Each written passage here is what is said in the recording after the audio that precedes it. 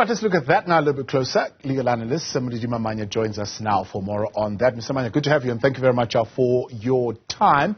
In terms of the privileges or powers and privileges committee and how they are handling this in process, but we'll talk about the sanctions. We will also talk about some of the submissions that have been made. But as far as procedural fairness is concerned, are they doing this as per Parliament rules, or is this also something that would have been guided by the Labour Relations Act? Yes, I didn't hear part of it. I just hear that you spoke about the procedure. Yes. Is it informed by Parliament rules, or is it informed by Labour Relations Act? Well, it is informed by the Parliament rules. The Labour Relations Act applies to employees. These are members of Parliament elected in terms of the Constitution. They have to conduct themselves in terms of the rules of Parliament, and all the procedures and systems are governed by the rules of Parliament. Now, in terms of that particular process, what would you say about some of the objections that have been raised? For example, this happened in February, so the Powers and Privileges Committee would have had sight of this for a while now, even months. In fact, they're contesting that they've had sight of it for 9 months, and they only served the guilty parties notice 9 days ago and give them rather 9 days to prepare for this. You know, Tabo, I sometimes find it quite amazing that people who are occupying leadership positions are very quick to complain about certain things when it affects them. But they never complain about serious and, significant delays when it affects members of the public. I mean, there are people who are waiting for justice in many fronts. There's been quite a significant delay. This is nothing compared to the many other people out there who are not in Parliament, who are suffering significant delays, amongst others, including Parliament itself. As you know, Parliament has been taken to task even by the Constitutional Court for its delays to comply with some of its orders with regard to the constitutional validity of certain laws. I found it a bit cheap to start arguing that it's 10 months ago. This is conduct that should have not happened. In fact, even the sanction, and I know you want to go there, for me, it just says to me, Parliament is not taking us seriously. We elected these people. This is a constitutional institution. We expect the people there in that assembly to represent us and not to do the type of things that they are doing. I mean, to be imposing a sanction of 10 months, if it was an employee who did this, he would even be dismissed. Yeah. Talk to me then about the composition of the committee and whether or not, if challenged in court, it will stand the bounds of fairness.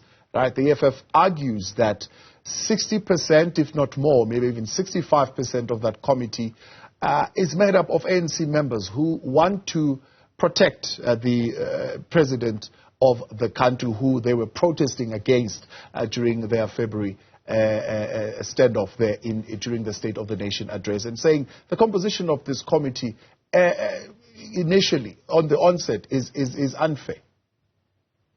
Well, then the entire composition of Parliament is unfair. Remember, we use a proportional representation system. Some of the parties that had got the least votes are represented in Parliament. There is a party which has got the majority of votes, which means the citizens have entrusted that party with a majority. I don't understand why its majority should now be watered down because somebody is affected. So, the whole argument for me doesn't make sense.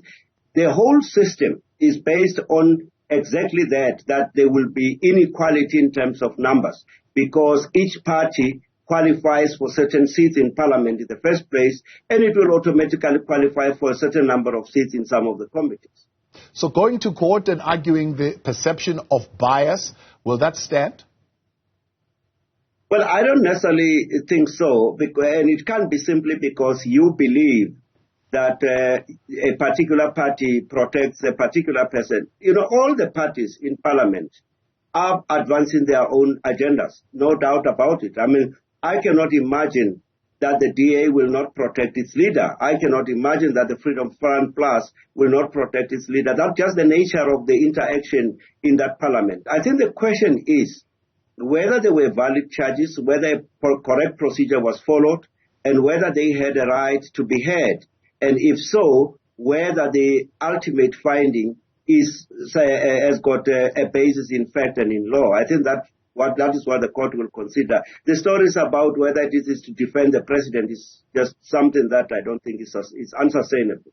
So let's look at that. I mean, even though the letter was submitted today, when the committee would have decided yesterday already that all submissions were supposed to have been made before end of business yesterday. By this point in time, they were just really there to discuss sanctions and not discuss the charges. But in their defense, they write in the 15-page letter that, one, the media that was used to conduct this whole process was not authenticated. So I don't know how authentic it is, and they are arguing that it only showed one side of the story.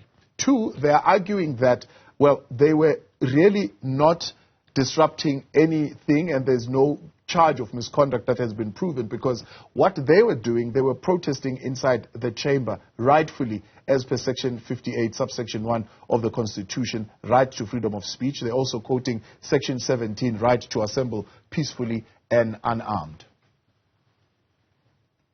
Well, you know, the rights in the Constitution are often detailed in pieces of legislation that flow from there.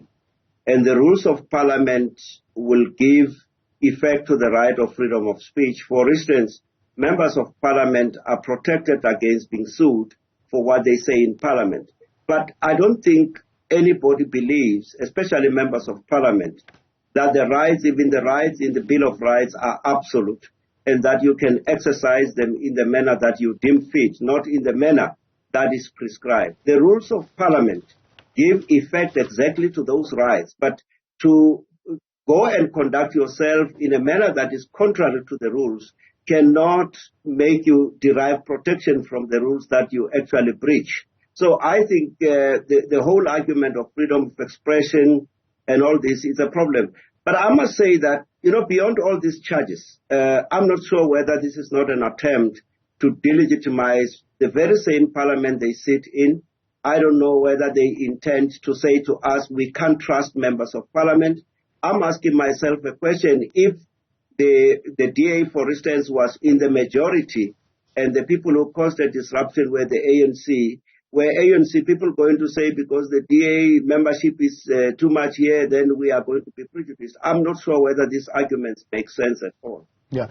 Their other argument is that if you are going to find us guilty of misconduct, there are at least a number of things that you would have needed to prove. One, that there was a threat or a fear and was objectively genuine, reasonable, and based on imminent harm. And they are saying, well, you didn't bring the president here to testify to that fact.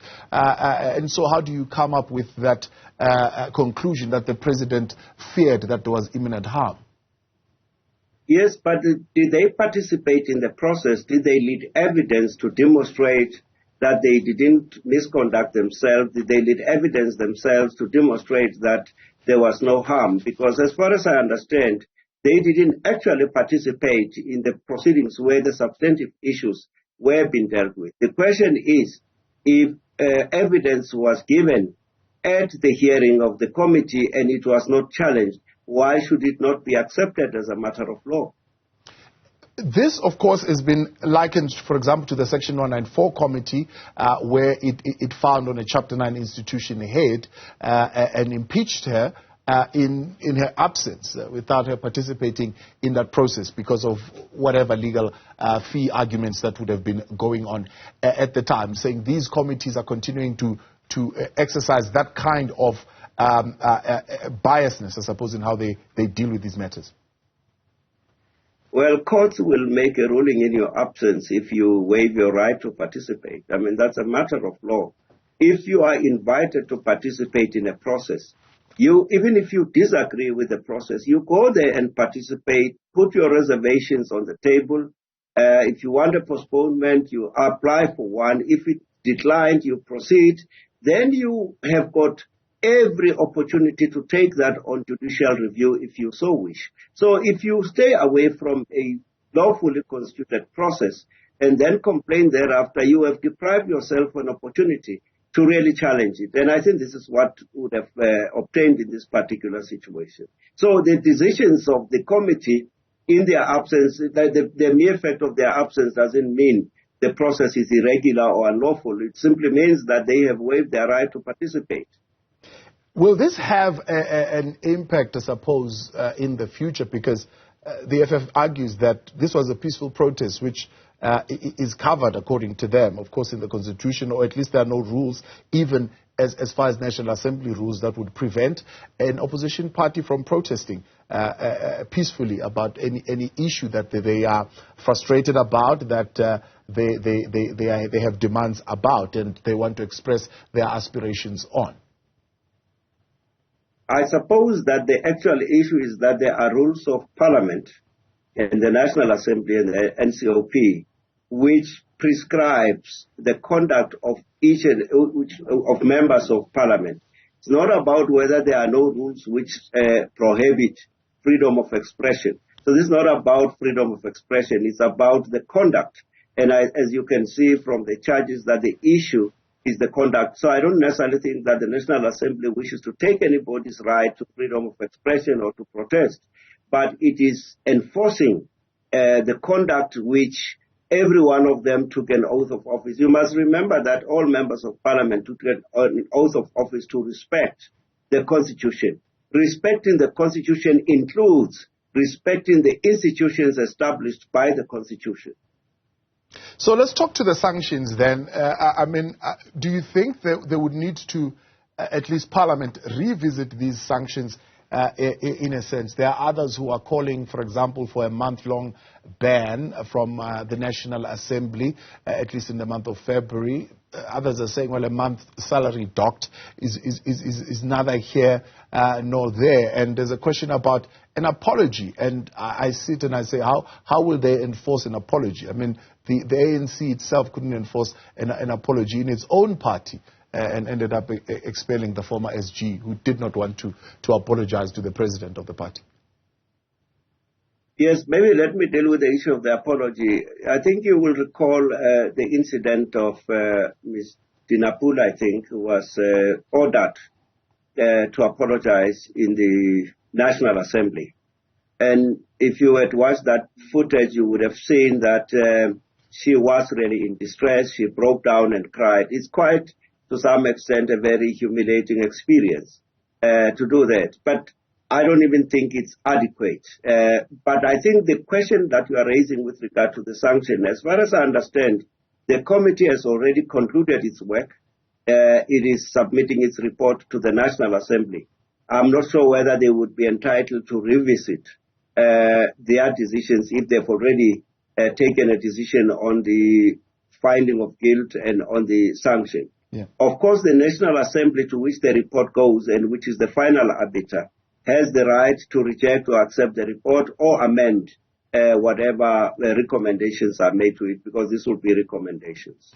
But my question was more broadly on the National Assembly rules, because, of course, the sanctions are informed but by what is already in the framework. It has been amended a couple of times. I think the last amendment could have been in 2014. I could be wrong.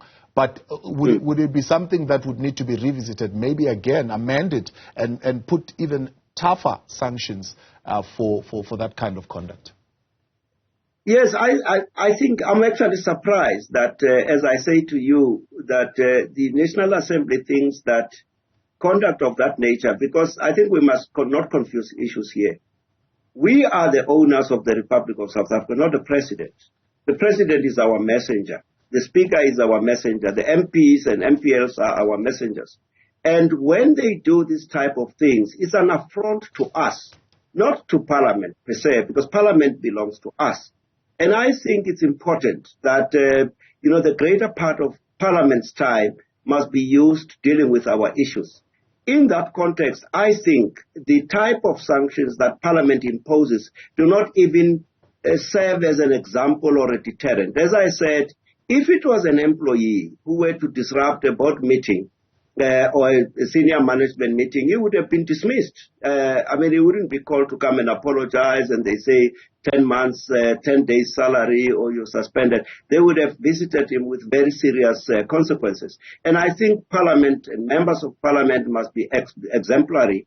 There must be more serious accountability and they must get the harshest sanctions for misbehaving. Legal analyst Modidima Mannya, appreciate your time. Thanks so much for joining us tonight. You can weigh in on that conversation, 072-110-5584. What are your thoughts? Drop us a message on X at Newzroom 405.